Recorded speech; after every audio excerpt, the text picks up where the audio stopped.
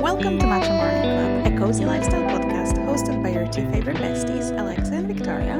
Hi everyone, and today we are sipping on a classic matcha with some pistachio milk that gives it like a little nice twist rather than just drinking matcha plain. And today we are talking about living in Edinburgh, living in Scotland, how, what, like positives, negatives, and everything in between. I'm personally really excited about this because obviously we have both moved to Edinburgh. We didn't grow up here. We're not Scottish. And also, objectively, like Edinburgh and Scotland, I feel like in the last 6 or 7 years have had a crazy viral moment. And it genuinely feels like everyone wants to move here. At least to me, online, so many people are obsessed with Edinburgh, and even Pinterest trend reports put Edinburgh at like in their top 3 when people search for things, which is crazy, out of all places in the world. Yeah, I agree. It definitely has a moment now, and it is so popular on social media, which I think can lead to a lot of romanticizing. Yes. So I think we're going to touch upon that. Obviously, like you said, the good things, which there's plenty of, but also, you know, like every place in the world, it has pros and cons. There's no perfect place. So we will be talking about all of that. And I think it's really nice that we're recording this episode now because June this year, 2026, marks 10 years for me. Oh, really? Amazing. Well, we'll need to celebrate that too. It will be 8 years in September for me in Edinburgh this year, which again seems like a very long time, and it's been a good time for sure. Now, one thing I have to say about this episode, I'm very biased. I love Edinburgh, but I also completely recognize its faults. So today we're going to give a very honest and unfiltered view on what it's like living in Edinburgh and just touch upon a little bit of immigration as well, because I know so many people want to do it, but it is quite hard. And that's what we'll talk about. Maybe just a little disclaimer as well. All of the opinions, as always, are ours. Yes. And based on our experiences and what we look for in a place. So something might be a really good thing for us, not necessarily for someone else, or vice versa. You know, you need to make up your own mind and pick for yourself. And yeah, it's definitely like everywhere, not a place for everyone. I do personally love it, but the longer I live here, the more faults I see as well. So yeah, same. I get that, yeah. I think it's kind of like in a relationship, you know, the first couple of years are all like rose-tinted glasses, and then the reality sinks in, and you also, you know, at least for me, when I first moved here, it wasn't like a forever thing. Yes. It was like a test run kind of a thing, see how it is living abroad. When I moved here, I was 22. I'm 32 now. Yep. That's a lot of change to the city, a lot of changes in a decade. Within the city, a lot of changes in you. Yeah, so 100%, I look like at things growing different. up a little bit as well. Absolutely. So it is really interesting. Why do you think people, just like looking at all the photos and stuff, why do you think people really like want to move here? I think, well, Edinburgh is an incredibly beautiful place. It's hugely historic, and the whole country as well. Now, there's not just one factor that kind of like brought people in. I think it's all things like aesthetics, it's castles, it's history, and then there's also like a number of movies and series that are to blame. For example, The Outlander is incredibly famous. It brings so many like US tourists, I know in particular German tourists as well, to Edinburgh and Scotland for that matter. Then we also, I think there's like Succession. There's also the social media in general. Like Edinburgh is a very aesthetic city, especially city centre. It's beautiful. Like I love Paris, but I don't think I've ever seen a city like Edinburgh that is so like, it's very picturesque.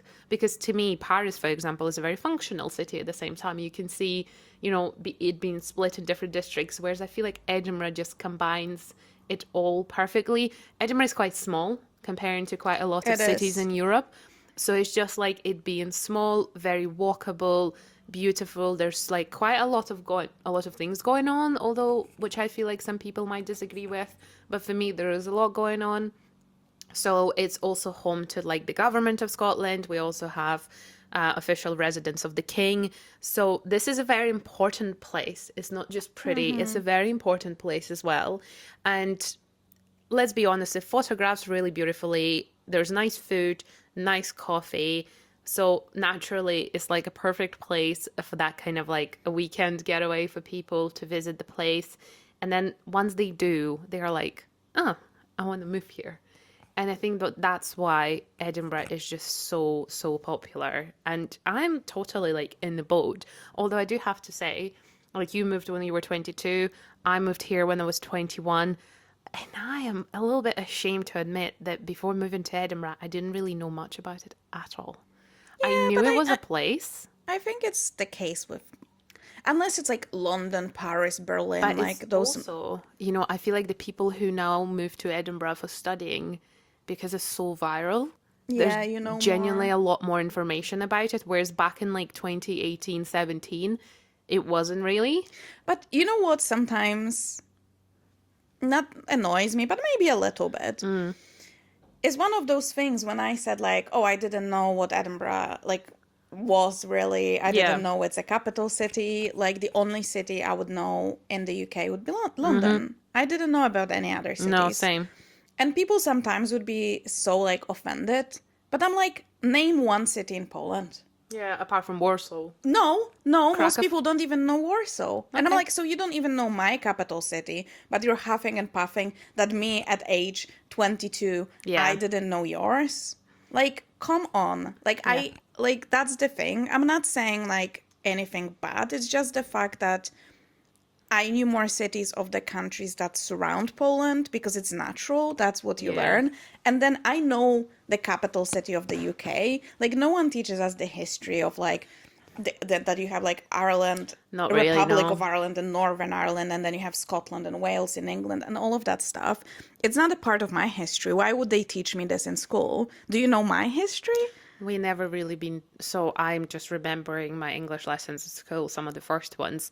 They never mentioned anything about the fact that the UK is split into countries. It was just always UK, London. Yeah, That's exactly. as far as it went, which is probably like a little bit sad and on the side of like, okay, we maybe deserve to know more. But then at the same time, so many But there's places in the so world. many countries in the world. Why, if they would teach us more about UK, then they should teach us more about every single country. We are already so like Eurocentric. The world is. There's Europe in European countries and there's United States of America. We don't know anything about, not everyone obviously, but like most people, we won't know anything about countries in Africa. We Yeah. wouldn't know anything about countries in South America or Southeast Asia. So why do we have this like, oh, you don't know something about like UK? Like, yeah, it's not my country. It is Well, not it a is center now. of the world. Yeah, exactly. You're not the center of the world. Neither are we. No one really is. And no one cares. And like, yeah, exactly. Like you learn the capital cities. So we learned the capital city, London, Yeah. and that was about it. Yeah. So Edinburgh that was just my little rant. rant about Edinburgh this. wasn't in the picture, isn't like I just didn't know much about it, which is where I feel like now people who come and want to move to Edinburgh, they picked it for a particular reason, like not just like a university, but they know, you know, Yeah. how popular it is, so much stuff going around. And honestly, I don't blame them. It is a lovely place to live. Now, Edinburgh in the UK in general is very hard to move to. Yes, let's maybe touch upon that because especially post-Brexit, Yeah. it's hard. So I would say that's my generalized advice to everyone who wants to move here. Make sure you do it for the right reasons because the road to UK now long. is long, it's expensive, it's difficult. It might not work out actually. Exactly. It's not always guaranteed. So, you know, unfortunately for EU citizens, the open borders and free Yeah. movement is no And longer also, possible. I think another thing, like quite a lot of people, obviously they move and it's not guaranteed that you will then stay here forever. Quite a Yeah. lot of people come here in different types of visas. They're obviously limited and then they are unable to get work or unable to renew stuff. So it is like, we're not going to sugarcoat it. It's very difficult. I'm still, I'm finishing now my Yeah. immigration journey, but it's long, it's expensive, it can be stressful. So I get a lot of people who DM me and be like, how do I move to Scotland? How easy is it to find a job? And these are really hard questions to ask someone online, and totally get like someone wants to hear someone's opinion. But I would recommend doing a lot of research into like what it's like, what's involved. You know, you can get a consultation with like an immigration lawyer, but there are many ways to move here. There are. And I would say, if that's the thing as well, the government website for immigration in the UK is really clear Yeah, it's on probably all the the best thing. requirements, is really good. So instead of asking people online, because like I know it's easier to get people's personal opinion, but like if you asked me, I didn't have to do anything as a Yes. 10 years ago. I just bought a one-way flight. No one stopped me on the border. I didn't have to tell them anything. I didn't have to tell them when I'm gonna leave. If I didn't leave. Yeah. I just didn't leave. So, you know, it's complete. So I could tell you that, but it's completely not the experience of anyone really now anymore. Yeah, I agree. It's just not the option anymore. For me, I didn't come from an EU country, so I originally came here on a student visa and then I transitioned into the spouse visa. Since my time, the student visas actually got better, which we'll walk you through, guys, in a little bit. But overall, like, so one of the I don't even know if there's an easier way to move here and a harder way. Like one of the ways that some people can move here is called the work visa or skilled work visa. Quite often it's like doctors who get that, or, you know, different kind of like, but the issue here is that UK keeps raising the minimum salary requirement for that. So not only you have to have a sponsorship from the company, and that company has to be registered as the one that is able to give sponsorship, because without that they can't even talk about it. That's why you see so many job applications where they say we are unable to sponsor.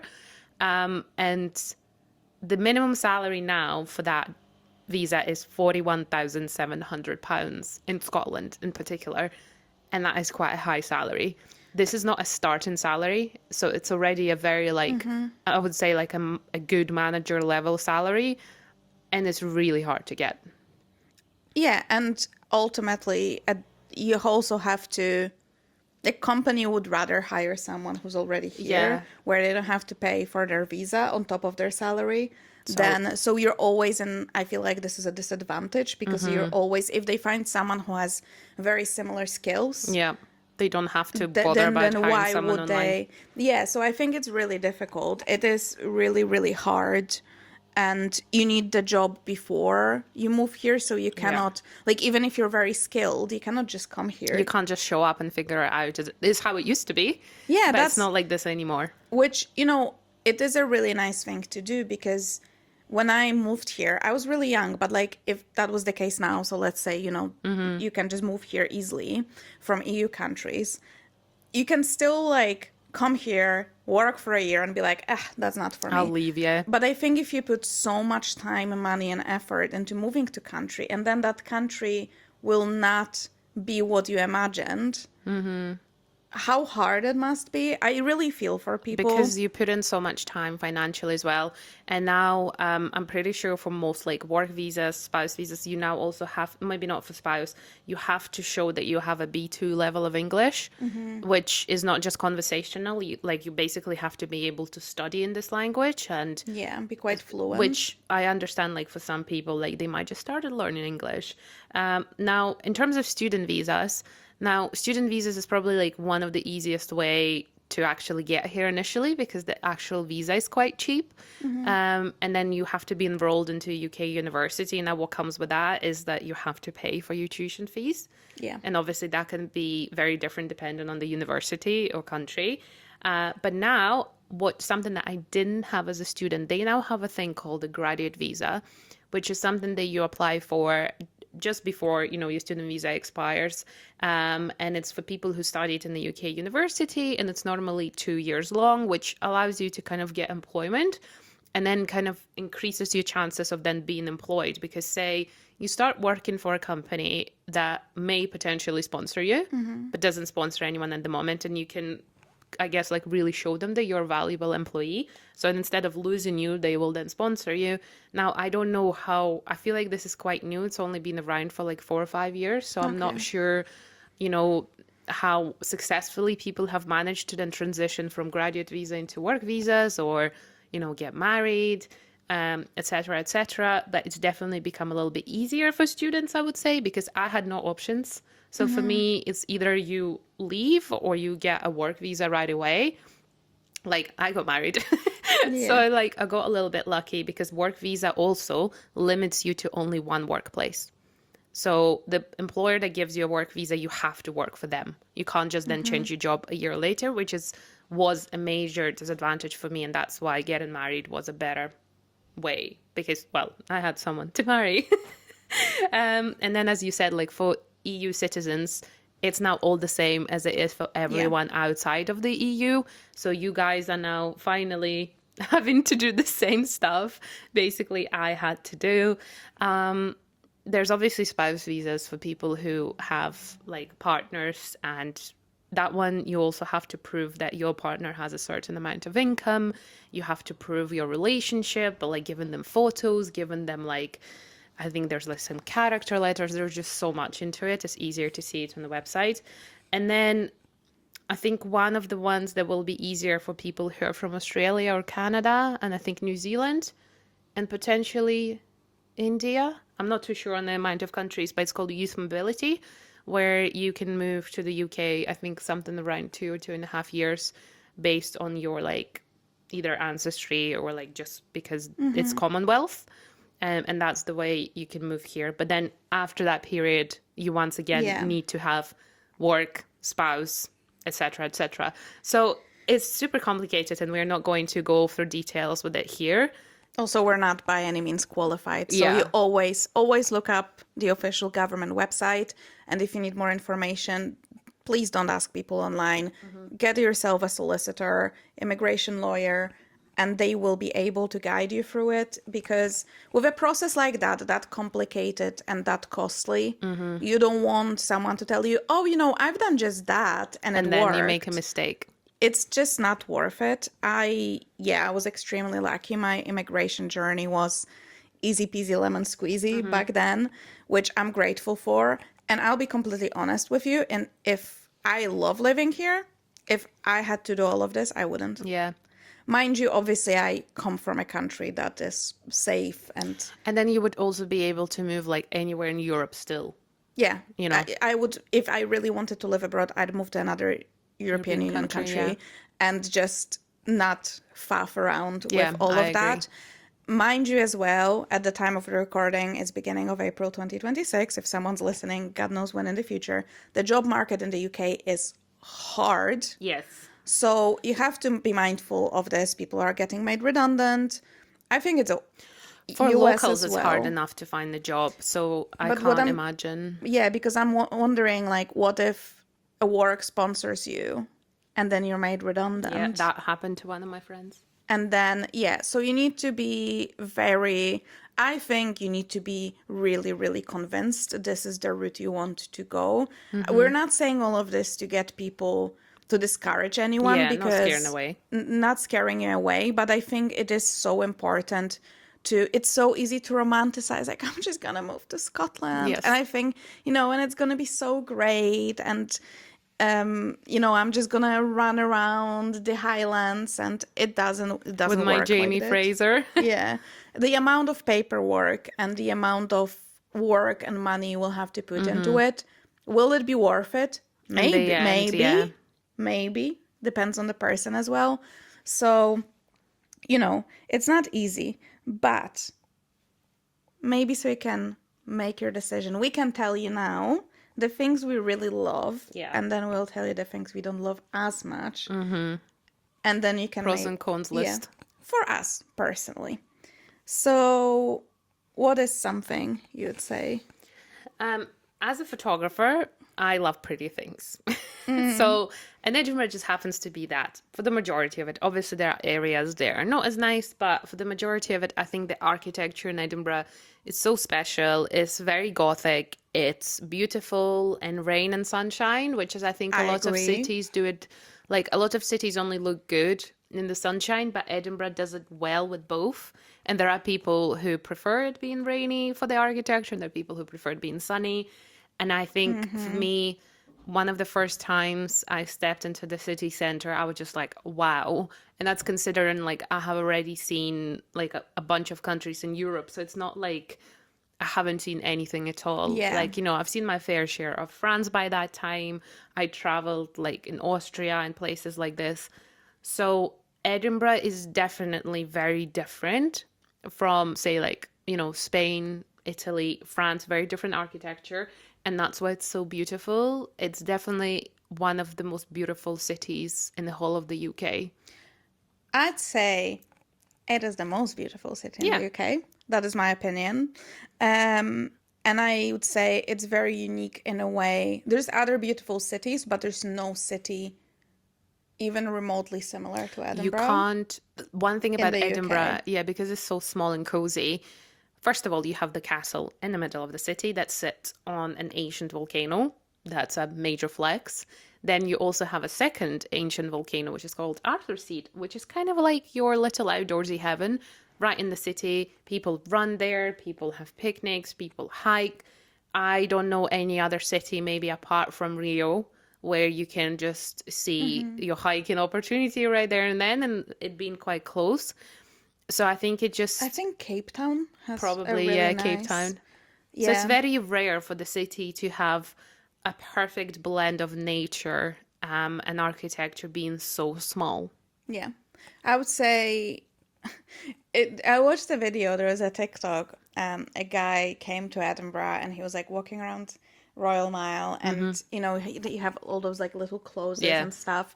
And he was filming and I was like, "Oh, how do people like manage to like live here?"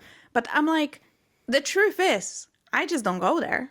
Yeah, not many people live in the old town. Like there are some, and it's most of them will be students Or or Airbnbs. Airbnbs or people who are probably very new to Edinburgh and they thought it was a good idea to live in Royal Mile or like next to it.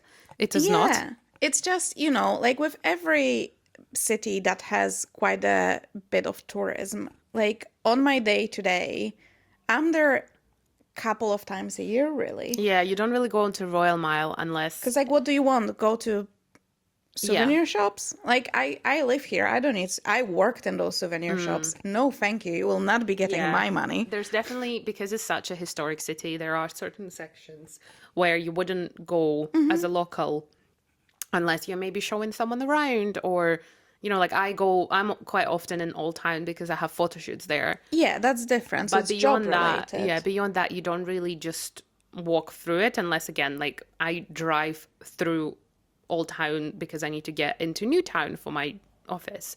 But I'm not like in the middle of it anyway. There's just a bridge, which is, I think, another maybe like a little bit of a delusion about Edinburgh. I think it is. I think it's one of those things where people think that's where they're gonna live. But it's like moving to Paris and thinking you'll see Eiffel Tower from your Yeah, window. exactly. Absolutely. So it's the same kind of thing, you know. And also, the longer you live here, the absolute buzz of city center and the amount of tourists, it puts you off. Like you could not pay me to live in there. Like I would No. not want to live in the old town or even like any adjacent areas Yeah. filled with tourists. It's just not for me. So where I live, for example, it's a normal street. It's just houses Yeah. and flats. There is a lot of residential areas in Edinburgh, and then some are nicer than the others. But overall, I think Edinburgh is very compact. The bus routes are great. Like, I love Lothian buses. Public transportation is great. You get a lot of variety as well because right outside of the city you have Pentland Hills, so Yeah. you can do hiking. You have obviously Portobello Beach, so we can Yeah. go to the go to the beach. We'll touch upon the weather though. But you can do some cold water swimming if that's your thing, or just walk along the water. If you want to just walk along the water, you can also do Cramond and Silvernose Beach. So there's plenty, like you said, the amount of green spaces is incredible for a city, and it feels, and especially once you know the routes, you can walk a lot via like green corridors and not on the streets, which is absolutely phenomenal. And it's just really walkable, really nice, really beautiful. So these are definitely the bonuses. Obviously, we have public healthcare, Yes. which coming from Poland, same thing. So for me, it wasn't a massive difference. However, obviously, it is a huge bonus to live in a country where you can get free healthcare, where you don't have to worry about getting in debt because you have to call an ambulance. Yep, that's 100%. Yeah. I think for citizens of like places like Canada and the US, this is like a very major change and like a benefit and a difference between how you guys do it and how it's done here. Like NHS is paid for when you pay taxes, essentially. Yeah. So you are paying it. It's included in your taxes, but is the extent of what you're able to get. So you can get like your general practitioner, which will be your normal doctor that you will phone up if, you know, you need to be seen. And you have, I know that NHS are absolutely incredible treating serious illnesses like cancer. You will 100% get the treatment that you should be getting. Like when it comes to serious things, NHS is incredible. You also get your prescriptions for free.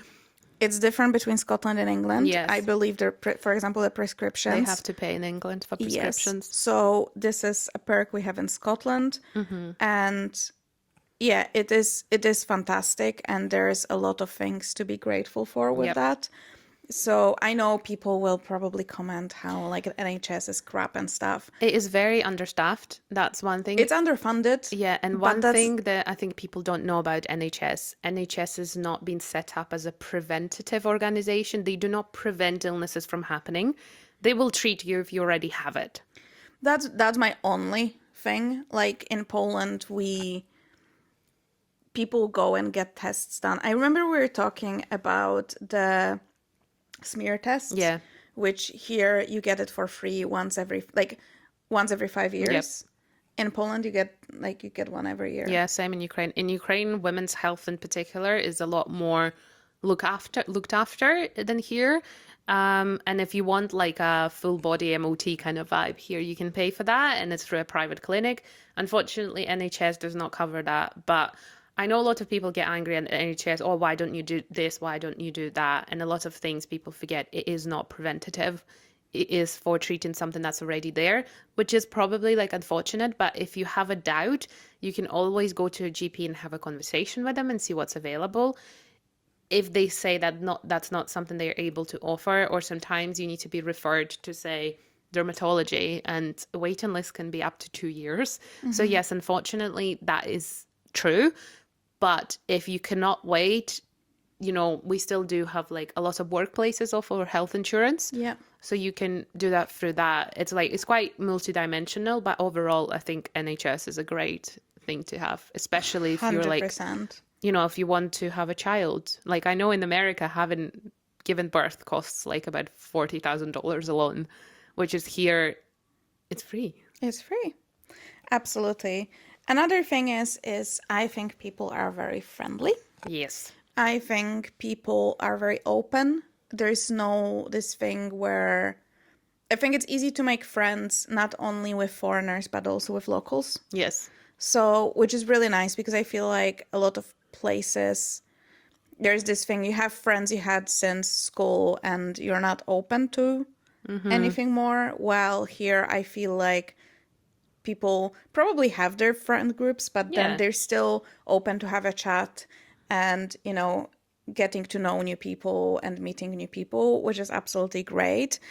And it is also, it might not be an issue now because it's something I struggled with at the very beginning when I moved here, was I would meet people and I really like them, but because the borders were open, people would come and go. Yeah, So you'd that's make a friend and you're like, oh, this person's so great. And 6 months later, they're going back to their home country. I had that with a lot of people at uni, like Yeah. because most of them were European, so a lot of them left Yeah. immediately pretty much after the degree. But I think the longer you stay, it is easier to meet people who also are building their Yeah. lives here. So, yeah. But if you can understand the accent, you're good to go. Yeah, I think like Scottish people are famous for being friendly and being helpful, and that comes from like, whether you're in a big city in Scotland or whether it's rural, I think people are generally very friendly. Like they will always help you. They will always, explain things to you. I've never had, a situation where I couldn't find a helping hand. Again, at university, everyone was extremely helpful in terms of like staff. I can't even think of a time when like a Scottish person was rude to me unless it was like a customer service kind of situation. But I think overall, as a nation, Scottish people are very friendly. And it's funny how they call you, quite often, they call people who moved and chose Scotland to be their home, they call them adopted Scots. So they call you Scottish. They're like, you've been here long enough, so you're Scottish now. That's what they say. I think it's, yeah, I'm the same. I never had, mind you, that's my experience again, because it's really hard to tell for everyone, but I never had experience with someone saying like, oh, you don't belong here, No, or absolutely not. go back to your country. Again, as a very obviously white person, that can differ because Yeah. there's no element of racism I involved. agree. So, and I see it like I can speak English, so it's easier for me to get a job and kind of 100%, yeah. assimilate myself with other people. But so I cannot speak for everyone's experience, obviously, but I never, ever, ever experienced that. And most of the time people are like, oh, like how nice that you're here. Yeah. I think it's also because Scotland is a very small country, so there's not a lot of people. So they have much more appreciation for immigrants who come and work and Yeah. add to the economy because there's not that many of them. Another thing, which I really, really love about Edinburgh, is how well connected it is. 100%, yeah. So you can easily obviously travel through to Glasgow, which is in central belt of Edinburgh. You have great connections with London. You can obviously take a train. It's 4 hours Yeah, it's quite roughly, decent. and you're in King's Cross in London. You have, that's probably people from Edinburgh will have very different opinions. I love Edinburgh Airport. I mean, it is old and it might need some TLC, yeah, it but I feels think small. it's perfect size. It feels like I think they've started adding a lot more new flights, so I feel like an expansion for Edinburgh Airport is not that far away. Yes, it needs it, but so far, like, and also it's really quick to Yeah. go through security. Like, I've never really got Yeah, it's stuck in quite- security. It's really efficient. Again, people are lovely. I think Edinburgh Airport and like how well connected it's internationally. Like I know there's flights to New York twice a day. Oh, more now. Yeah, so it's quite well connected, like majority of Europe as well. And obviously, if it's like a transatlantic flights, there's a lot of like direct flights, or you might change like in Amsterdam. I think Edinburgh and Glasgow are both very well connected in terms of like with the rest of the world, really. And then like obviously we have trains that will take you practically almost anywhere. Like from Edinburgh, you can get, as Alex said, all the way to London. You can also go into the west coast of the UK, and they are pretty efficient most of the time. I would say any public transport. Like, obviously things happen, but Yeah. overall, I think it is really good. A lot of people, like for example, I work in a big office. Most of the people that work in my office don't live in Edinburgh. Yeah, commute They in from- commute from outside of Edinburgh. So there's plenty of options, which is really, really nice. So you're not only living in a really nice place, but you can visit other nice places Exactly. quite easily and efficiently. And obviously it's also a gateway kind of to The rest of like Scotland, it's yeah. not that far. You have plenty of really nice places. You can drive past the bridge and go to Fife, and then like go to like Perth area, and then you go to like St Andrews and go higher like into Highlands. And it is still, everything's pretty reachable if you have a car within like a day Yeah. maximum. If you have like, yeah, if you want to get up to the Highlands, it's quite easy in the car as well. And then there's some like bus routes as well. They can maybe get you there. I I feel like I've put at this point into the positives, Yes. but I feel like it can be a little bit controversial depending on what you like. So the seasons in Scotland and in Edinburgh. Scottish climate is known to be mild, which means there's no like a definite, we don't get massive heat waves. We also don't get like -10, etc. But what I love about Scottish summers is it's insanely long day. Like the sun doesn't set until I think like 10 or 11 p.m. And it's a very long, like it starts at like 4 a.m. to 10 p.m. essentially. You get beautiful autumn foliage, and I think the winters they are quite mild. They're not extremely cold. However, the issue here is the North Sea winds. That's the problem because they are icy cold when they come. I think this is a really good in-between point. Yeah. Where also when we say it's mild, because I think once you say it's mild, people think, oh, it's pleasant. No, yeah. As in mild, I would say the temperature throughout the year will be something between Celsius, by the way, 0 and 15. Yeah, like 0 right and now it's 15. probably about, I don't even know. Let me tell you guys right now. We are recording this at the beginning of April, and it is currently 9 degrees Celsius, which is like on the colder side for spring. It feels like 6. Yeah, and then says tomorrow it will be 18. But you have to also, yesterday it felt like -5. Yeah, so it's very like, it can jump. And we have storms here as well. And this past weekend was very stormy. So that obviously like throws everything around in terms of the temperature. So if there wasn't stormy, it might have been actually a little warmer for this time of the year. It is a really cold spring. Yeah. It is a cold spring. It is a very wet spring, rainy, windy, unpleasant spring. I, unfortunately, if we now move on to more negative things, I suffer with the weather more than I used to. It's not something I ever considered, but I think when I was younger, I didn't care as much because you're young. Yeah. I do really, care now. And last year we were blessed with a stunning year. Yeah. And beautiful spring, beautiful summer, beautiful autumn. It was great. Then the winter came. I was like, whatever, winter is winter. But then I was like, well, spring's gonna come. But we are into April, and I sometimes still need to get my coat out cold. because it's really, really cold. And it's like the weird in between when like mornings are cold, then during the day it gets warmer. And then evening is super cold again. So you have to, that's one thing in Edinburgh. In terms of the weather, people recommend layers because it can be colder in the morning, a lot warmer during the day, and then it can rain as well. So whenever you're packing for Edinburgh, people always suggest, rainproof coats. Not always umbrellas because the wind can break them if it's really strong ones. So like something rainproof, but also something that you're able to like take off if it gets warmer, so it doesn't annoy you.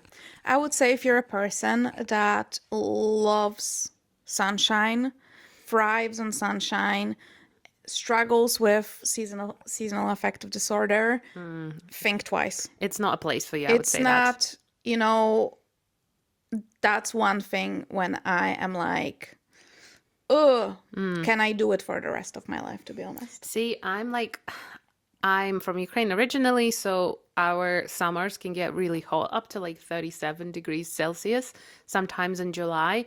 And I really struggle with those temperatures. Like I start sweating, I'm extremely uncomfortable. Anything over 30 to me, I'm like, unless I'm on the beach, I don't want to deal with that. Like city living in those temperatures, I have absolutely zero interest in that. I think it's uncomfortable.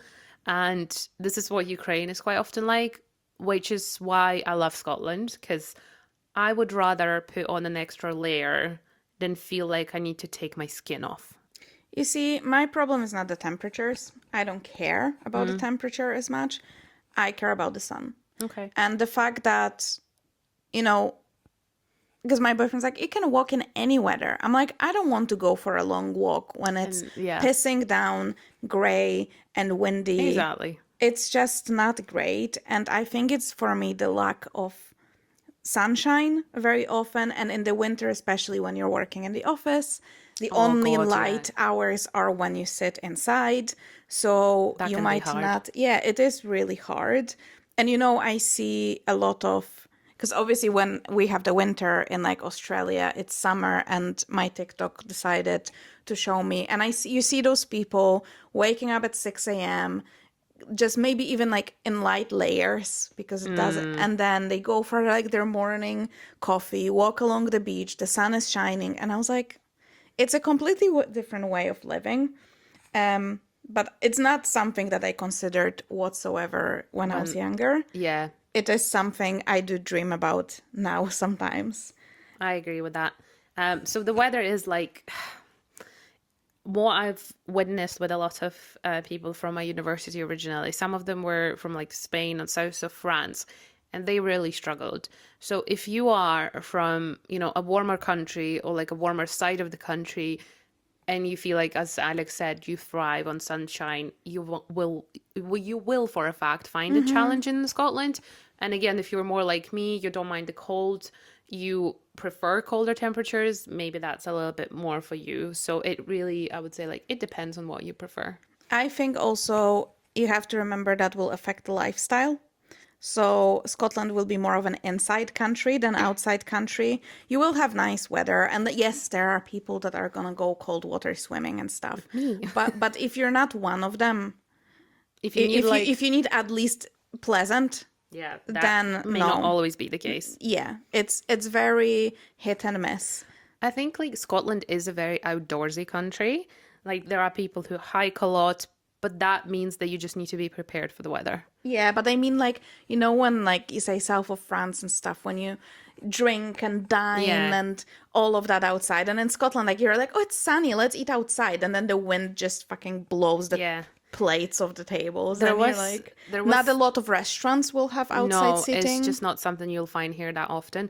One thing I think Billy Connolly said about Scotland, there's no wrong weather in Scotland, you're just not dressed well. And I think that's true. Like I still make those mistakes myself. I sometimes don't properly look at the weather and then I'm You like, buy all your jackets without hoods. well, because I like them like that. Yeah, but then and then you don't take an umbrella. Yeah, and then I take an umbrella or don't take it and forget it somewhere. So it's like, prepare to fail or like, what is it? Fail to prepare, prepare to fail. Yes. This is very much how it is with the weather. Now, again, me and you are now not really experienced this anymore, but I did experience it whilst I was a student, is the rental market in Scotland I would say we're not experiencing that, but the prices of properties are in to general. buy are absolutely ridiculous. Just so you know, Edinburgh is probably the second Yeah, most after London. after London, most expensive. Your salary will not though match London salary. So you have to keep that in mind. Your salaries are in line with the whole country. So Edinburgh is a really expensive place to live Yeah. for that because you can earn the same in a city that's cheaper. The rental market, absolutely horrendous. I think it's not only the prices. So when I was renting, that was 2019, I was paying £700 plus bills for my room in a two-bedroom flat in Morningside, which was, mind you, a really nice area, but that was on the higher side of what like people paid at that time. Yeah. Now you're more looking, I believe, at like £900 for the same stuff, plus the bills. So people say like, oh yeah, 700 plus the bills doesn't seem like it like much, but the bills is the big part. If you're not a student and you work in professional, you also have something like council tax, which is the tax you have to pay for your energy, for your water, for your bins to get and taken out, for the roads to be fine, yada, yada, yada, a lot of things. And it's quite a significant amount of money. Yes. Council tax depends on the area you live in. It depends on what's around you. It also depends on the type of house or building you live in. So typically people who live in like a 5-bedroom house will be paying a much larger council tax than those in the flat, but that's dependent what place that flat is in. That even, yeah, so it very much differs. A lot of actually central flats will have really low council tax Yeah. because they will still be on the old band that was assigned to it like Originally, decades yeah. ago. So, it really differs. But yes, so not only is the prices with rental market, but it's also the competition, and it goes for buying a property as well. Basically, in Scotland, well, for rental, there's lots of people renting, so the flats go off the market really Very quickly. quickly. Especially also Edinburgh is a very student forward city. Yes. So there's quite a lot of new student, like specific student flats and houses building. But it's also like students live in a lot of just like normal tenements as well. Yes, absolutely. And those Same. that come from abroad, they have the money. So a lot of them will be able to outbid a local.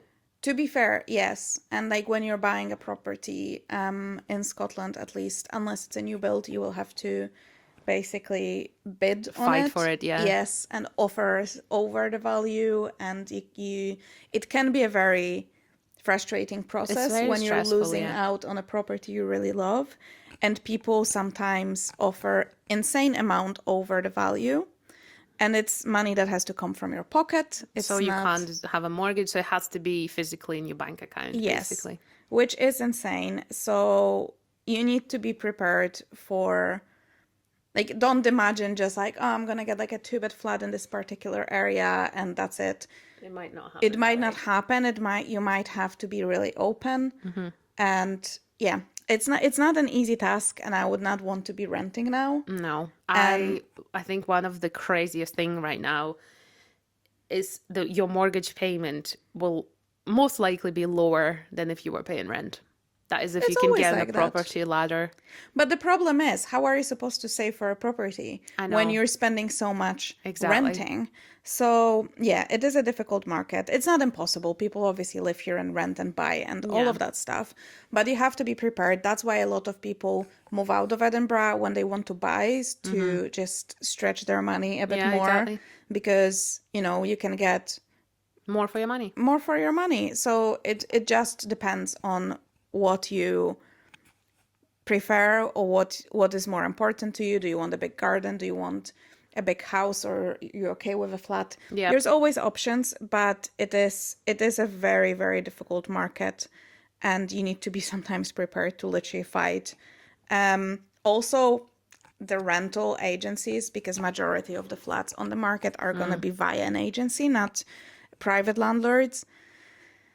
It's also an experience. It's quite hard. It's like the relationship management with that as well. So it will take you some time to find your perfect place. That's what I'm gonna say. Like you will have to do a fair bit of viewings and then bid for the flats, or like submit your interest and that kind of stuff. Like when I was looking for a flat in Edinburgh, the flat I eventually got was my third one that I submitted for. It ended up being my favorite overall, because I was like, I'm actually really glad I got this and not that. But it's the fact that I've tried like twice, and then someone else was either faster than me or whatever. And I know that London is very brutal as well. Oh yes, absolutely. So, on top of that, obviously, we touched upon the job market a little bit during our visa discussion. I think it's just, let's just say it one way, it's really hard to find a job. It is really hard to find a job, and you have to. So, for example, by law, companies have to advertise every job openly to everyone. So sometimes certain jobs don't even exist because they have someone internally that is going to be getting a job, but they still by law have to advertise it, which is such a waste of time for everyone involved. So yeah, it's really, and the job market, like everywhere, it changes. So it is current for, we're talking April 2026. The job market's hard, but I think, yeah, Edinburgh is getting more popular. You get an influx of people, and there is only so many houses, so many flats, so many jobs. So, and it is definitely easier once you know people. Yeah. I think one of the most important things that I found, like in experience myself in Edinburgh, to build a career, you have to build your network. It is crucial and essential, and the more people you know within the industry, the better, because that's exactly how you will know about those job opportunities first. If you know someone in your area, if you friends with someone, it is very important. So like networking is very beneficial. I think I work in the creative industry, and we all know each other. There's so many agencies, we all go to the same events, and it's suddenly becomes quite easy once you do that. Then jobs like almost start falling on top of you, but it takes the first little while to get there. Something I touched upon as well was the loneliness issues. So meeting people and then they all move out. It might not be the issue anymore, like I said, because there's Yeah. no free movement, but it is still, if you're coming here, I think both situations will have pros and cons. So if you come here just by yourself, then obviously you're completely alone and then you need to start meeting people. But I also think when you come here with someone as a partner or or a Yeah. friend sometimes, it might be very, like, you might be sticking by that person. Mm-hmm. So by being alone, you kind of have to push yourself to Yeah. meet other people because you don't have any other choice. Well, if you are here with, which I'm really grateful that was my case. I came by myself and I didn't have a choice. Obviously, once like you have a job, so you're going to meet people at work, but I would also recommend that's actually should go into the positives. Edinburgh is really good at communities. Yeah. There's all sorts of run clubs or artistic communities or, lots of like events where you can meet with people and just go for walks or like paint and Yeah. sip if you're a girl or a guy. Whatever you want. Like there's lots of different opportunities to meet people. So I think if you really want to do it, that's great. But you need to be prepared that it might be hard. I remember the first time I got ill, like really ill, but I was like, it was absolutely awful. And I had no one to even make me a cup of tea. Yeah. No one cared. And I literally was like lying in bed feeling awful and I was crying. But you know what? Past that. Yeah, it passes. I think I agree. It's like it was maybe a little bit easier for me because I came into university, so everyone was new and, we all made friends. Now I don't really talk to anyone apart from maybe one girl, because most of them moved away, and even that one I still talk to. She also lives in Italy, so it's like we're still far away. So I've then made more friends and new friends through, I think majority of my friends I met actually through Instagram because I started making content. Like me and Alex met that way. But then I think gym is a really good place to meet people. I met a couple of my friends at the gym, like fitness classes, run clubs are fab if you love running. Like there's like loads of photo clubs, like hiking clubs, pretty much anything you do. Like I think it's quite, if you are an outgoing person, it's quite easy to make friends. Now, one of our our very first episode for that matter is the art of making friends as an adult, where we dive into that topic really detailed. So I think if you're curious about how to make friends in your adulthood, whether it's abroad or not, that's a very good one to listen to. That's true. But yeah, loneliness is a thing for people who move abroad. And it's also, guys, it's the sacrifice you make when you move, because obviously you leave a lot behind. So I know some people cannot handle that, and some people find it easy.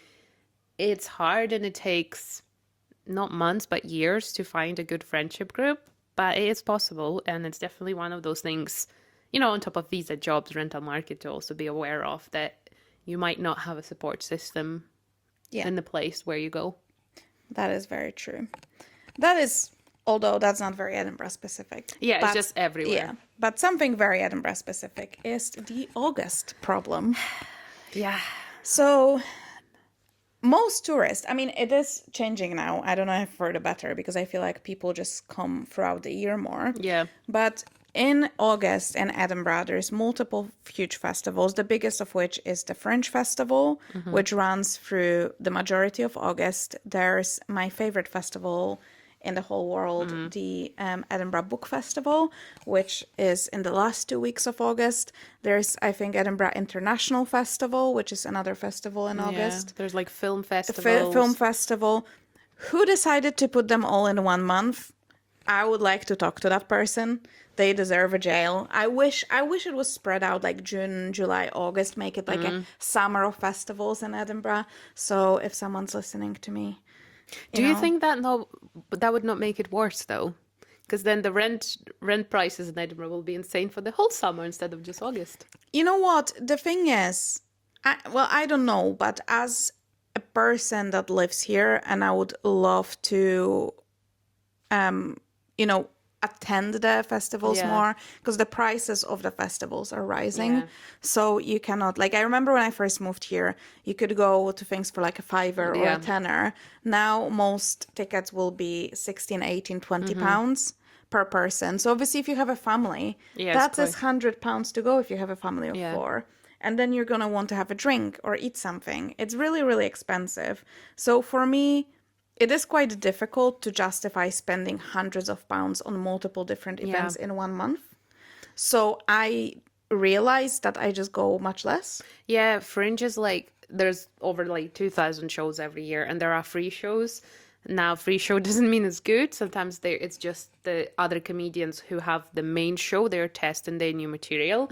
I have been to a couple of those, and it's not always fun because they're testing the material, Yeah. so it's not like a polished show. So Alex is definitely right. The price of those shows has increased, but then there's also a lot of free stuff going on and around the streets, so you can kind of like experience the festival in different ways. You can definitely. And I agree. And you can also look up, there's ways to get it done cheaper. But ultimately, it is a very hectic time. It's really busy. It's I very know busy. a lot of student flats, especially people, you can only live in it from like September to July, and then you have to move out for 2 months so that people can rent the flat to, because obviously it's not only tourists that come here, it's also all these performers. Exactly, and I think they quite often have a crisis because they could not afford to stay in Edinburgh for their own shows, which is quite hard on its own. Like they're trying to, I think worth saying, a lot of Fringe artists, they are like in the beginning of their journey.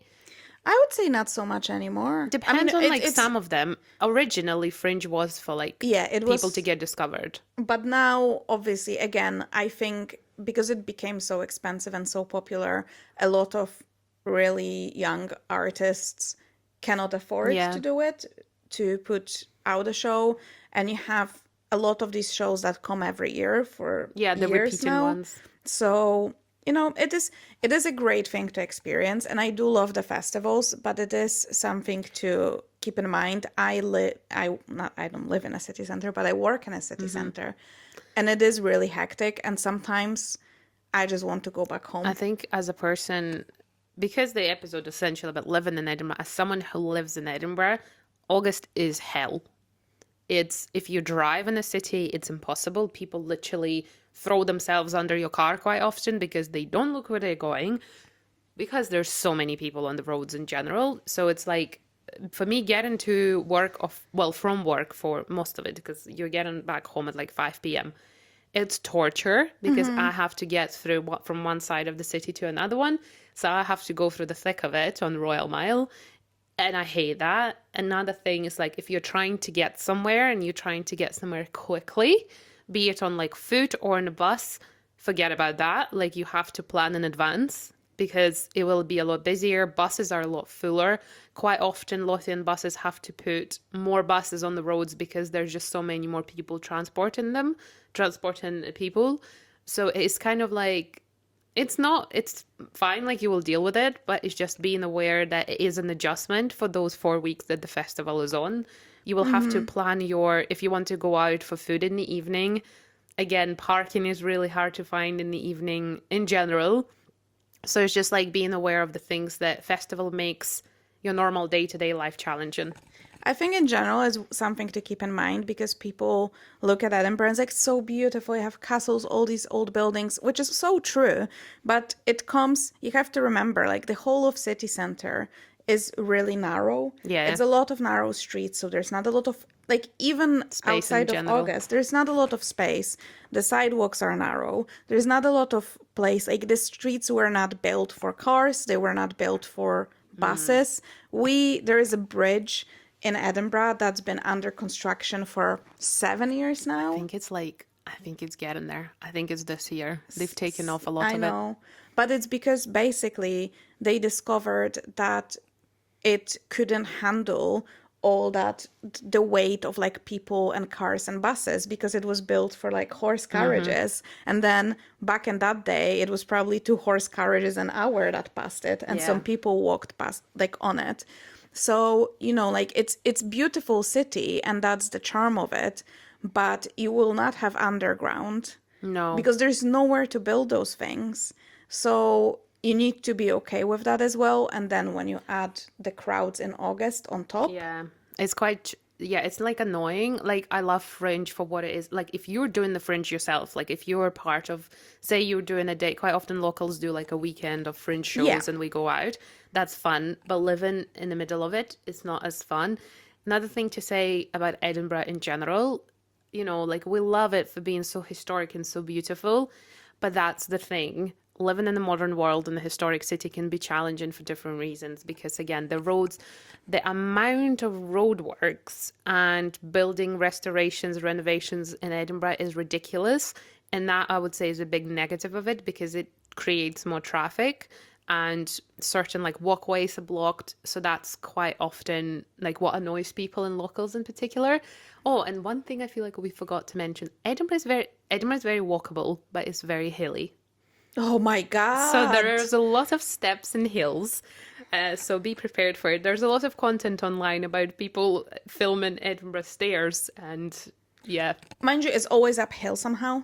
yeah, it's It's never always downhill. uphill. You're always going up the hill, and it's such a pain in the ass sometimes. It makes for a beautiful scenery again, but you need to think about those practicalities because you can look on the map and you're like, oh, this is so close.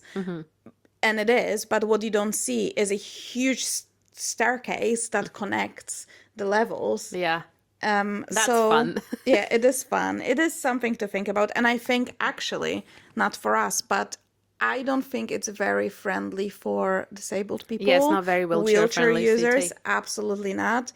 Prams, if you're coming with a baby, bring a carrier because it's gonna be so much Yeah, easier. or Also, like the pavements hopping on the are bus for to just get up the hill will be easier rather than walking up the hill with like a buggy yeah. because it's just quite steep. It is quite steep, and I also think a lot of the pavements are really uneven. Yeah. A lot of them are just really old.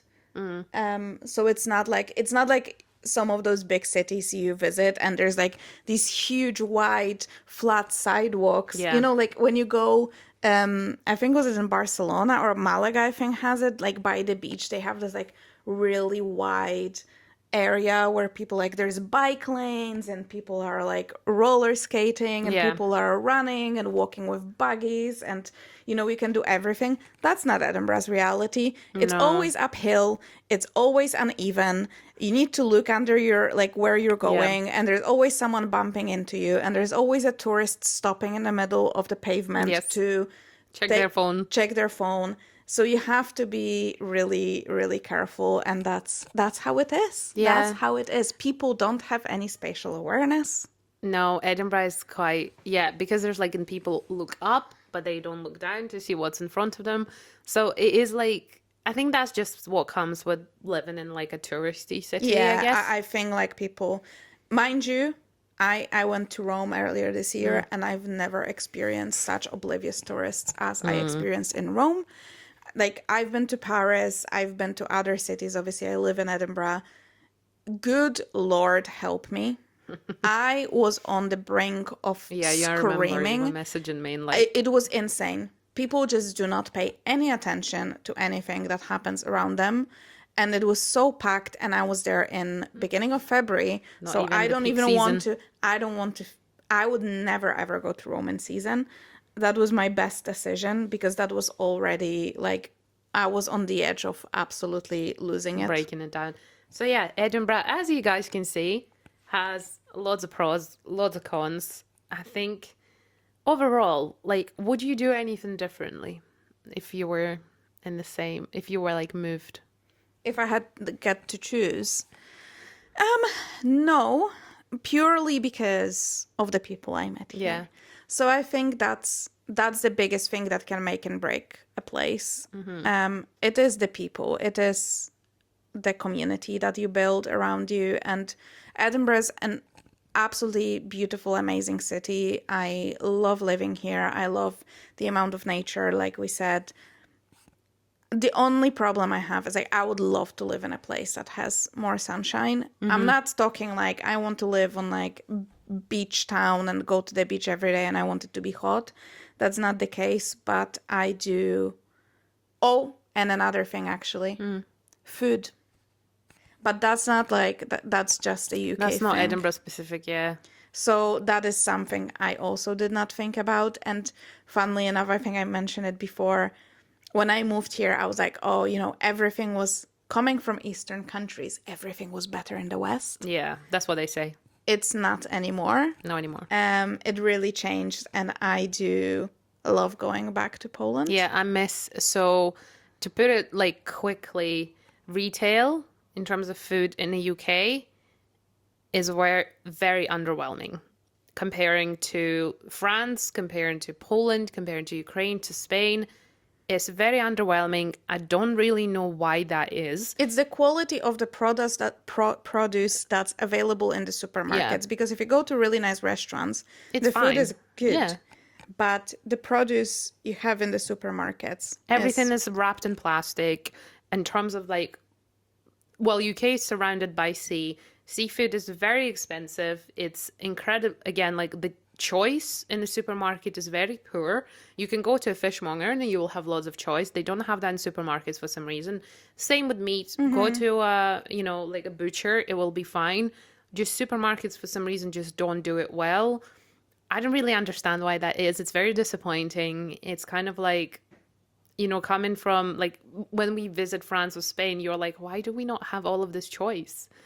So that's, for someone that can be a deal breaker, you can find your ways around it. I mean, you can still eat. It's not like there's nothing, but it could be a negative in many ways. And I miss, the food quite often. So that's definitely like one of those things where, if there's one thing I would say I could change is the way, like the accessibility to like good quality food and the choice in the supermarkets. That could be better. But apart from that, I don't really I wouldn't have done anything differently in my journey moving to Edinburgh. And I'm very, very grateful for, as you said, the people I met here, the opportunities I had. Edinburgh for me personally is an incredible place in terms of like my career opportunities. I'm very happy with where I am at the moment. I know that's not how it is with everyone, but yeah, I wouldn't change it for the world. That's the best when you make a decision and you are happy with it. I never, mind you, I have to say that I never planned moving to Edinburgh full time. I just moved here for my master's program, and then I was like, wherever the wind takes me, and it put me back here. I was the same. I came for the summer, and here I am. 10 years later. 10 years later. So, very grateful that I got the chance to do that, though. Yeah. So easily. But that's it. That's all of our pros and cons and realities of living in Edinburgh. Please, if you are an Edinburgh local or if you ever lived in Edinburgh, let us know what you liked about it or you didn't. And yeah, we'd love to hear from you. I'm sure we definitely probably missed out some pros and cons. So I feel like people probably like, they didn't say this. So if there's anything you feel like that's like fundamentally important we missed, please let us know in the comments to this episode, because we would love to see what else people consider important and like really, really like maybe there's someone really annoys somebody or something that someone really loves about Edinburgh.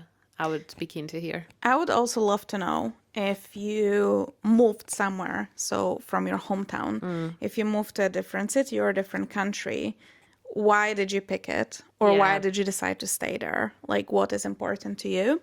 But thank you again for listening. It was lovely to discuss all things Edinburgh with you. We are at Matcha Morning Club on all of our socials. So if you'd like to give us a follow, we'd really appreciate it. And yeah, we can put maybe some of our favorite places in Edinburgh. Like a little guide. A little guide on our Instagram and TikTok, so we can look for that. But yeah, thank you again for listening, and we will speak to you next Tuesday. Bye-bye. Bye.